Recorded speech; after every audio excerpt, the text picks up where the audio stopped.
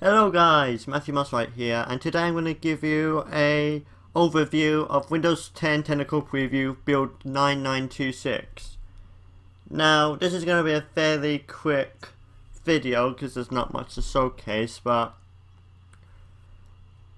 first thing I want to point out is it has far more eye candy than any other versions of Windows, period. I mean, like, for instance, keep an eye on the taskbar while I say switch app. So you can notice that it's got like this new animation that I haven't seen before on the previous build of Windows 10 or any other versions of Windows. Also, you notice that it has a new animation when it fades in and fades out. Which I kind of like. I just like how it just fades in like that. It looks cooler than the Windows 7 version. Excuse me. Let's go like also. So fades in, fades out, fades in, fade out, fade in, fade out. It's like, yeah. So we'll get into the Windows Explorer in a moment. Actually, that shouldn't be there, so we can. There we go. So that was just immensely bugging me. So as you can see, it's got new animations for minimizing, opening. Actually, I haven't showed the minimize yet, so.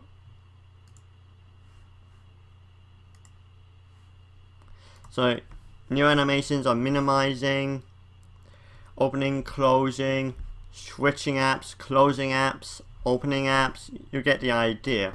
A far more eye candy than I have ever seen before in Windows. It's something that I would compare to maybe a flavor of Linux. Possibly Plasma 5, you know. Plasma 5 has some nice eye candy to it now. Was it Plasma? I cannot remember. I think it was Plasma or KD is a distribution. Could be GNOME. It could be actually a variation of GNOME. But anyway, you also might notice new folder icons. This is to compare. This is a modified version of previous versions of the folder icons that was being used since Windows 7. Not Windows 7, Windows Vista, excuse me. You notice that, first of all, it's got a different color of grey. There's no gradient to it. And it's like far more wide open, so you can see the contents. Now, it's not the only icons they've changed. They've also changed the icons for the desktop, documents, downloads, videos, pictures, music. Also like the smaller icons here. On top of that, they've also changed the icon for this PC, or also known as computer, network, and home group. So, yeah. I also want to take a point out about this. This would normally be used with Cortana, but Cortana is not available in the UK, so it's just a standard search bar. But if I open this up, again, more of that eye candy. But if you look, there's not like an additional search button here, like in the previous build I was using. I also want to point out that Skype, the Skype that comes with it, you cannot change the sound on it. You know, like custom tones for when you get a message, incoming call, if you transfer a file, etc. So that's why I just downloaded like the normal version of Skype for this build. But you notice it's a lot more pleasant than the old revision. It doesn't feel as much as doesn't feel as much bolted on anymore. Like build, what was it, 9842 or something like that. I cannot remember. But overall it's better. Now why did I come on to the start menu? Oh yeah, it's because of this. Because now you because the search button is no longer there. Oh, I forgot to change that to 30 frames per second, didn't I? Oh dear. Let's see how that goes.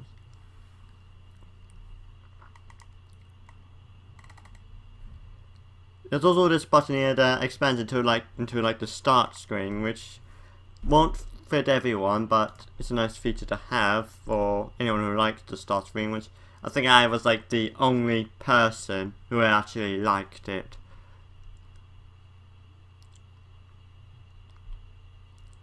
Also, I want to point out in Windows Explorer, if you click on File Explorer, it comes up with something I would consider very similar to that of the one that's the quick start on the Macintosh. This looks awfully familiar because you got your recent folders and recent files here. And the only other place I've seen this, because I've two main operating systems that I've used. Linux I haven't delved into a very long while. The last time I actually used Ubuntu was version 8. That was the last time I used Linux. I haven't used it ever since. I've been meaning to, so I do not know if any other Linux distro today has this, but just for comparison reasons, we'll just say this is looking like the one from macOS, because it does, because you got your quick folders and your files, which if you look on the Macintosh, you'll find it's very similar to this. So yeah. And of course you got this is essentially your favorites and frequently used. So the pinned ones is essentially your favorites. So that's desktop, downloads, and for me iCloud Drive. And then you got your frequently your go-to frequently, but not your favorite. So that's for me choices of the night, documents, pictures, which you see is nothing there because that's stored on my hard drive, and music. Now OneDrive, I don't know how that works, so I won't pretend that I know how that works.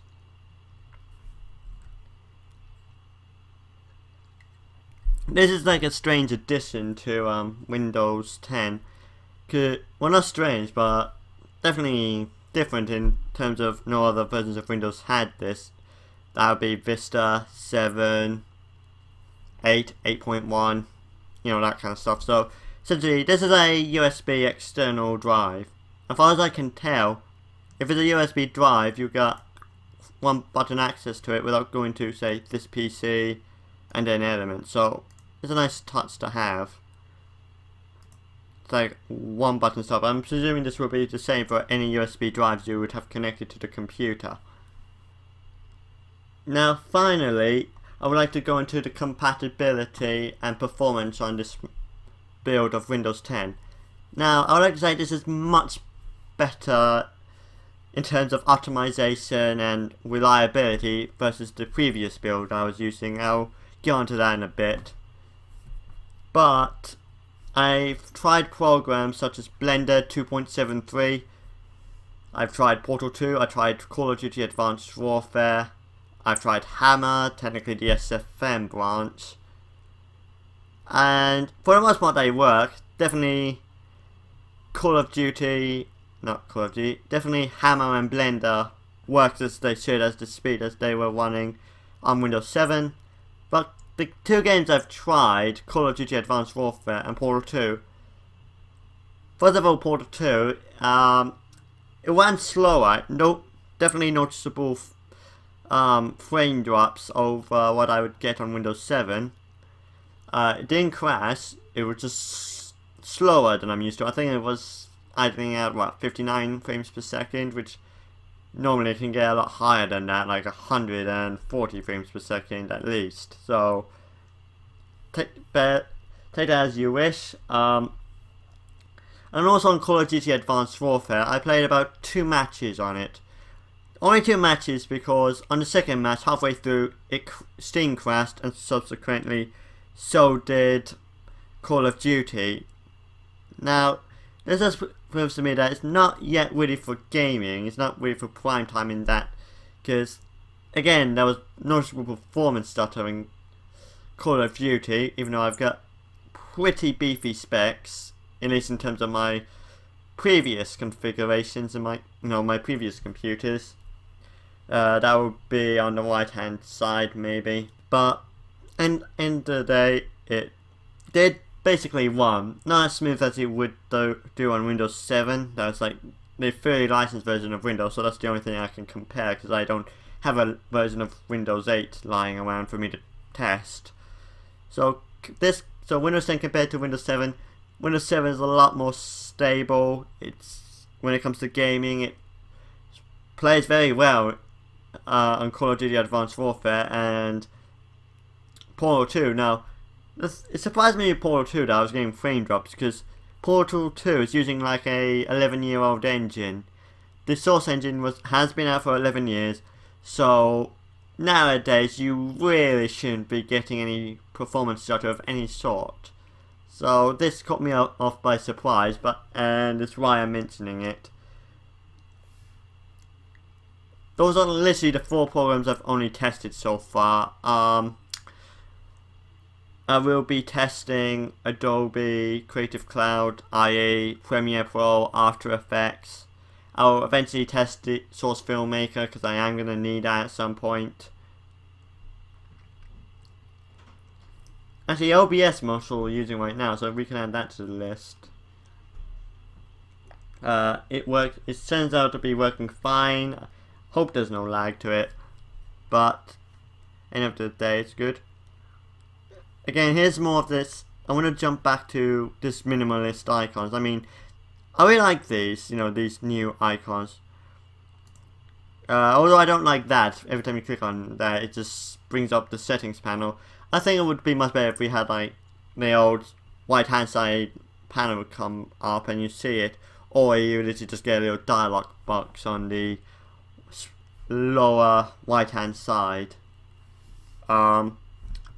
You also got this notification center now, which you might notice looks awfully similar like the one on Mac OS. I'm not going to comment on it, but it's an interesting choice by Microsoft Partner. Again, very minimalist, I like it. It feels like I'm forgetting something. Oh yeah, I also want to return to these hidden icons.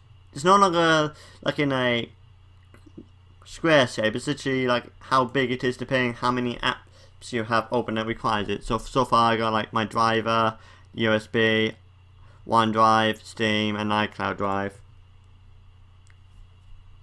Now, I believe I've just about touched up on everything.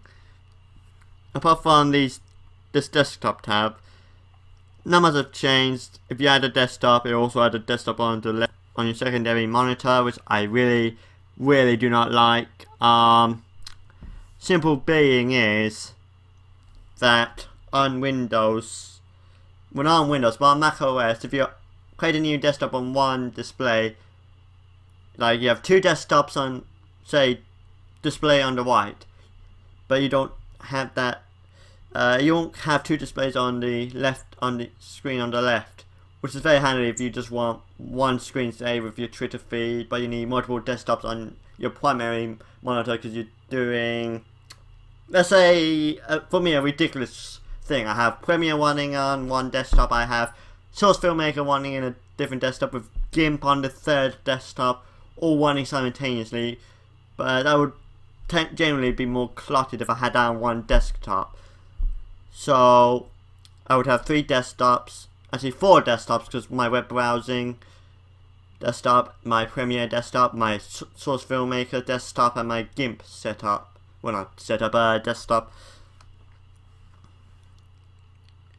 The trouble is, if I have those 4 desktops on my primary display, I also have 4 desktops on my left display, my display on the left hand side, which is no good because this is my news feed, my reference feed, so I would need like 1 desktop on that, so I have because Mozilla is only going to be open on 1 desktop.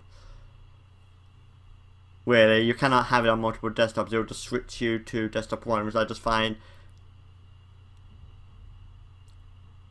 rather repetitive. I just want it on one desktop, you know, on my left hand display, where I don't have to worry about it switching, and I can just get on my merry way.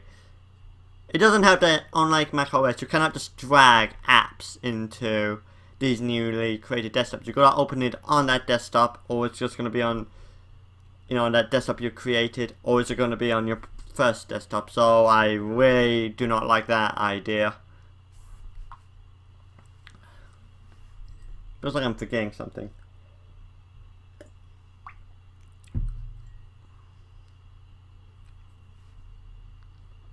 So that's generally it, really.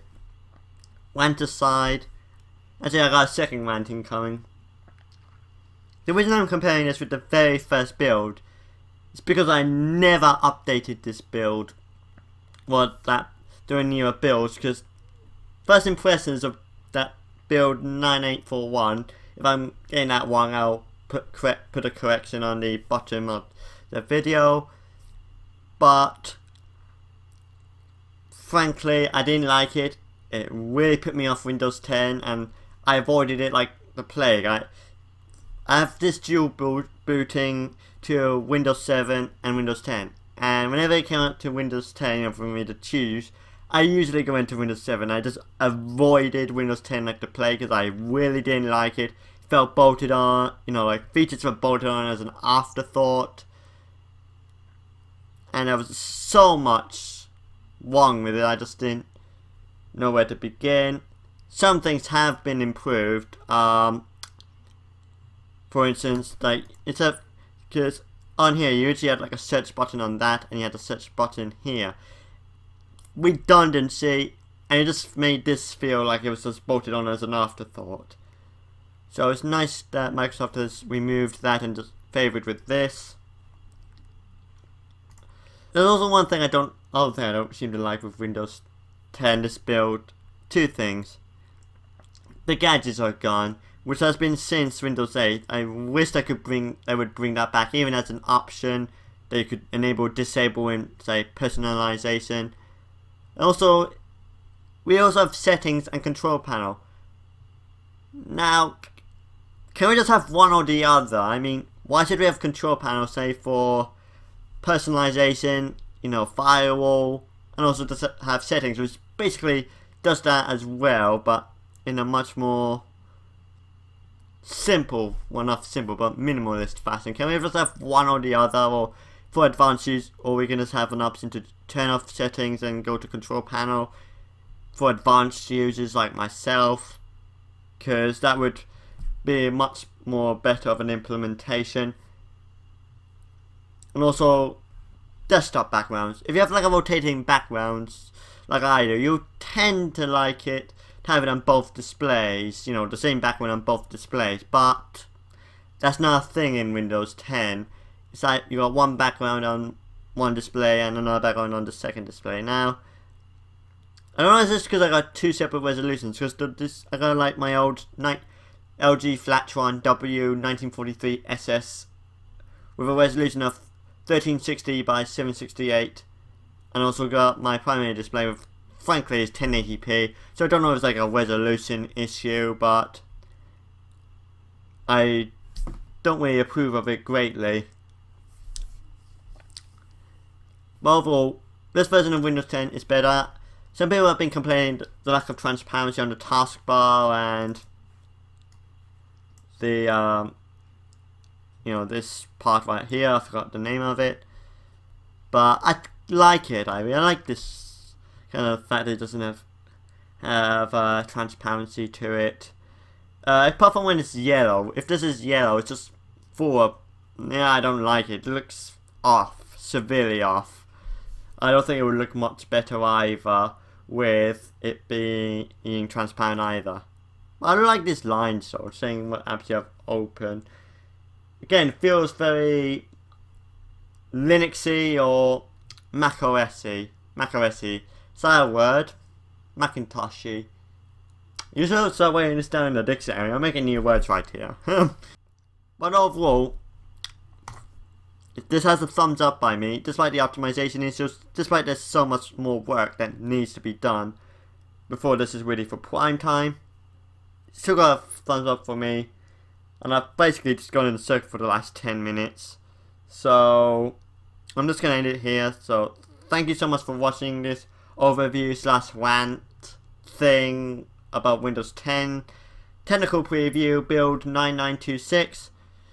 I'll see you in my next video. Peace.